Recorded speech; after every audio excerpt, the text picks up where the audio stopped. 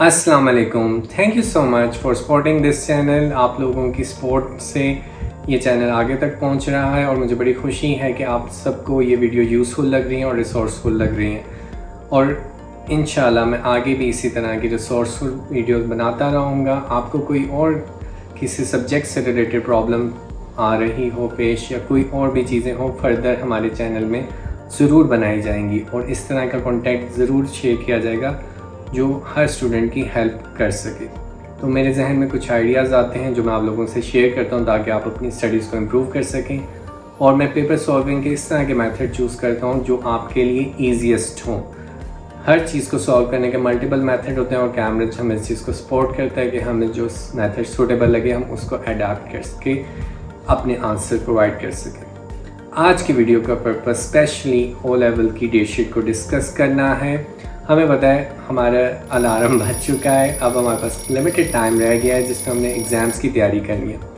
आप O2 के students हैं या O3 के स्टूडेंट्स हैं, किस तरह से आपको अपना सब्जेक्ट सेलेक्ट करना है या पेपर प्लान करना है वो भी मैं बताऊंगा। सबसे पहले आप ये याद रखें कि आप लोगों ने अपना स्मार्ट कार्ड की तैयारी रखें और जो प्राइवेट एडमिशन दे रहे हैं वो इस प्रोसेस को स्टार्ट कर दें, क्योंकि लेट हो जाए तो फिर आपको लेट फीस सबमिट करवानी पड़ती है जो कि आपको थोड़ी सी एक्सपेंसिव पड़ती है।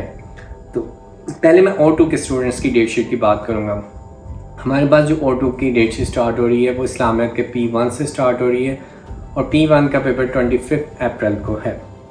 नॉर्मली ऐसा होता था कि नेक्स्ट डे पे भी पेपर होता था, लेकिन अब कुछ लास्ट ईयर और इस ईयर की डेट शीट ऐसी है कि एग्जामिनर ने गैप रख दिया और ये गैप आप होपफुली आप लोगों के लिए ईजी साबित होगा और आपके लिए आसानी करेगा। तो नेक्स्ट पेपर जो आप लोगों को बनेगा वो पाकिस्तान स्टडीज़ हिस्ट्री का बनेगा, जो कि आपके पास बनेगा 29 अप्रैल को। और इसी तरह से फिर आपके पास सेकंड बनेगा आपका पेपर पाकिस्तान स्टडीज़ ज्योग्राफी का P2, जो कि 5 मई को होगा। और फिर 7 मई को आपके पास इस्लामियत P2 का। इनमें गैप थोड़ा कम है, लेकिन होपफुली आप इन दिनों में तैयारी कर चुके हैं।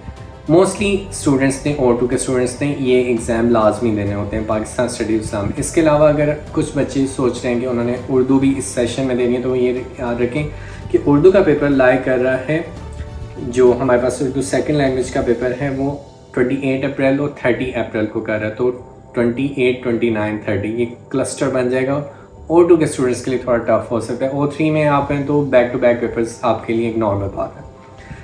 इसी तरह से अगर बहुत सारे बच्चे ग्लोबल पर्सपेक्टिव का पेपर देते हैं बिगन हाउस में तो ये एक तरह से लाजमी सब्जेक्ट कंसीडर किया जाता है। तो इसका पेपर आपको 8 मई 2025 को देना पड़ेगा। तो हम देख सकते हैं कि यानी आपका जो इस्लामियत का पेपर है P1 P2 उसके फ़ौरन बाद आपको ये एग्ज़ाम देना पड़ेगा GP का। बस अदर दैन दैट कुछ बच्चों ने EM भी ऑप्ट किया होता है और EM के पेपर्स पे काफ़ी टाइम होता है। EM का P1 आपके पास 22 मई को है और EM का P2 आपके पास 2 जून को है। तो इसमें हमारे पास टाइम अच्छा है, तो आप इस प्रोसेस को कर सकते हैं, आप ले सकें। लेकिन अगर बच्चों ने EM के साथ सोशियोलॉजी भी रखा हुआ है एज ए एक्स्ट्रा सब्जेक्ट, तो आप याद रखें कि ये दोनों पेपर आपस में इनके P1s मैच करें। 22 मई को सोशियोलॉजी का P1 भी है और EM का भी P1 है। दो के टाइमिंग का डिफरेंस होगा EM और PM में, लेकिन दोनों पेपर कोइंसाइड करें। और इस तरह से सोशियोलॉजी का P2 है 27 मई 2025 को। कुछ बच्चे फूड एंड न्यूट्रिशन भी रखते हैं, वो आप कंफर्टेबली दे सकते हैं, वो काफ़ी आगे है जाके 10 जून 2025 को। तो प्रॉबेबली आप इन्हीं सब्जेक्ट्स में से देंगे। अगर आप इंग्लिश का भी देना चाहते हैं तो मैं आपको बता दूं वो इंग्लिश का P2 28 अप्रैल को है और 8 मई को इंग्लिश का P1 है। तो एडवाइस नहीं होगी कि आप इंग्लिश उर्दू को इस सेशन में दें, क्योंकि फिर आपको पाकिस्तान स्टडीज़ और इस्लामियत को के साथ ही क्लस्टर हो रहे हैं सब्जेक्ट। तो मेरे नहीं ख्याल कि आपको इनको सब्जेक्ट को अब देना चाहिए और EM और सोशियोलॉजी में से एक चूज़ करके चलें ताकि आपके लिए आसानी हो। अब हम बात करते हैं, और अगर आपने लाजमी ये सब्जेक्ट देना तो एक एक्स्ट्रा सब्जेक्ट को आप अगले साल भी दे सकते हैं।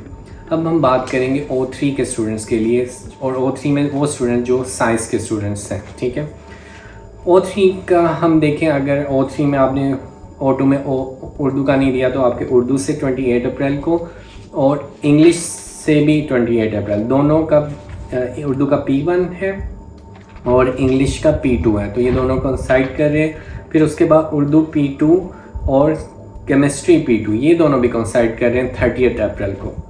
तो आपको तैयारी अच्छी तरह से करनी चाहिए वक्त पहले। मेरे ये मानना है कि आपको मार्च तक ऐसी परफेक्ट तैयारी कर लेनी चाहिए कि आप अप्रैल को तो इजी होकर गुजारें और पेपर में पैनिक अटैक्स नहीं आने चाहिए। लेकिन अच्छे सेशंस दें, अच्छे टेस्ट प्रैक्टिस करें, अपने आप को कॉन्फिडेंस करें। ये O2 के सब्जेक्ट्स की तरह नहीं है कि लास्ट मिनट्स में आपके कॉन्सेप्ट्स क्लियर होने चाहिए जो कि आपको करने से। और एक कॉन्सेप्ट को एग्जामिनर मल्टीपल तरीक़ों से पूछता है, कभी डायग्राम से, कभी ग्राफ से, कभी इक्वेशन से, कभी वेरी करके। उसके पास सिचुएशन बहुत ज़्यादा है, तो आपने हर तरह की सिचुएशन को हैंडल करने की कैपेबिलिटीज़ होनी चाहिए।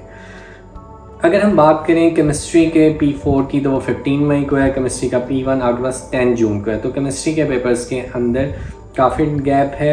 इसी तरह से अगर हम देखें तो अगर हमारा केमिस्ट्री के बाद जो मेजर आएगा P2 के बाद, वो आएगा मैथ्स का। मैथ्स का आपके पास P1 है 2 मई को और P2 है आपके पास 7 मई को। तो ये बहुत इंपॉर्टेंट है। सेम गोज विद जो भी अभी मैं केमिस्ट्री, फिज़िक्स के या मैथ्स के पेपर ना, वो same date sheet goes for IGCSE। तो उनके लिए कोई डिफरेंट नहीं है, बस उनका पेपर 2 पेपर 4 कहलाता है और पेपर 1 पेपर 2 कहलाता है। तो बस ये डिफरेंस होता है। तो मैथ्स की तैयारी आपने बिल्कुल पहले से रखनी है, बहुत अच्छी करनी है, क्योंकि 2 मई और 7 मई में कोई डिफरेंस नहीं, आप एंड पे चीज़ों को पेंडिंग नहीं कर सकते। इसी तरह से फ़िज़िक्स का भी बीच में पेपर आएगा जो कि 5 मई को है, फ़िज़िक्स P2, यानी 30 अप्रैल केमिस्ट्री P2, मैथ्स फिर P1 2 मई, फिर फ़िज़िक्स P2, फिर उसके बाद मैथ्स P2। तो back to back very important paper. इसी तरह से फ़िज़िक्स का P4 आएगा 20 मई को, फिर इसी तरह से फ़िज़िक्स का P1 आएगा 4 जून को। तो P1 में नॉर्मली काफ़ी टाइम आपके पास है। उसके बाद जो मेजर पेपर आपके पास आएगा वो, यानी अगर आप कुछ ऐसे स्टूडेंट्स होते हैं जो मैथ्स बायो लेके चलते हैं साथ साथ, तो ऐसे स्टूडेंट्स के लिए मैं बता दूं कि 6 मई को आपका बायोलॉजी का भी पेपर है। यानी आपका 5 को फ़िज़िक्स P2, 6 को आपके पास बायोलॉजी P2, इस तरह से 7 को मैथ्स P2। तो ये बैक टू बैक P2s होंगे आपके, इसके लिए अच्छी कमर कस लें। इसी तरह से 13 मई को हम चलें तो बायोलॉजी P4 है और बायोलॉजी P1 11 जून है, जिसके लिए हमारे पास काफ़ी टाइम होगा। और अगर आप बायोलॉजी की बजाय कंप्यूटर साइंस के स्टूडेंट्स हैं तो कंप्यूटर साइंस का पेपर 12 मई को P1 है और 21 मई को वेडनेसडे को P2 है। तो ये आपके पास पेपर्स हैं और जिनकी लिस्ट मैं बता रहा हूँ। तो इम्पोर्टेंट थिंग ये है कि 30 अप्रैल को P2, फिर उसके बाद 2 मई को मैथ्स P1, फिर उसके बाद 5 मई को आपके पास फिज़िक्स P2, देन 6 मई को केमिस्ट्री कह रहा हूँ, 6 मई को biology P2 and then maths P1। ठीक है, मैथ्स P2 ओके 7 मई को। तो ये मैथ्स P1 आपके पास 2 मई को है। अगर हम आगे चलें, अब बिज़नेस स्टूडेंट्स की हम बात करें तो बिज़नेस स्टूडेंट्स के लिए इस डेट शीट में ये है कि बिज़नेस स्टडीज़ का 16 मई को पेपर है फ्राइडे और 19 मई को पेपर है P2 बिज़नेस स्टडी का। और अकाउंटिंग की बात करें तो वो 21 मई है और अकाउंटिंग P1 जो है वो 29 मई। इकनॉमिक्स की बात करें तो 23 मई को इकनॉमिक्स है और 5 जून को थर्सडे है। यानी बिज़नेस के स्टूडेंट्स के लिए ये डेट शीट काफ़ी ज़्यादा हेल्पफुल है, क्योंकि उनको हर पेपर में मैथ्स, बिज़नेस, अकाउंटिंग, इकनॉमिक्स में अलग-अलग गैप मिल रहा है, ना कि साइंस स्टूडेंट्स की तरह कि बैक टू बैक मैथ्स के भी आ रहे हैं, केमिस्ट्री के भी आ रहे हैं। तो जो सबसे इम्पोर्टेंट आपके पास वीक बनेगा वो बनेगा 30 अप्रैल से लेके 7 मई तक का, जिसके अंदर आपके पास 4 to 5 मेजर हो जाएंगे। और बल्कि वो ही सारे पेपर डिसाइड कर लेंगे मेजॉरिटी ऑफ दैम कि आप किस थ्रेशोल्ड में और किस ग्रेड में लाई करेंगे। तो मेरी आपसे ख्वाहिश है कि आप लोग अपने सब्जेक्ट की तैयारी अच्छी तरह से कर रहे होंगे, और अगर आपको कोई चीज़ें तंग कर रही हो, किसी सब्जेक्ट में प्रॉब्लम हो रही है, यू कैन आस्क, और मैं इंशाल्लाह हेल्प करने के लिए रेडी हूँ। लेकिन आप लोगों ने पूछना है तो इंशाल्लाह आप तक मदद पहुँच जाएगी। So keep supporting. Thank you so much for watching this video. अल्लाह हाफिज़।